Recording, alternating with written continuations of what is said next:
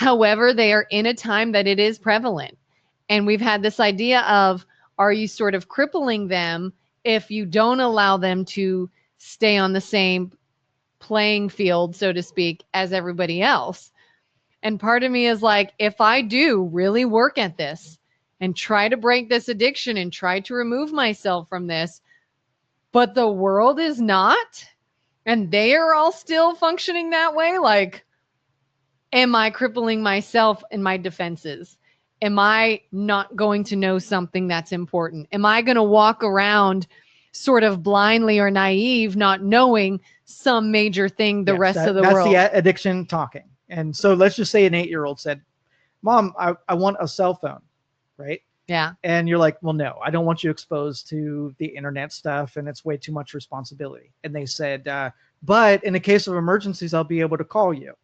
And then you're like, 99% of the time, I have a chance of them getting exposed to something I want, but the 1% of the time they'll have the phone.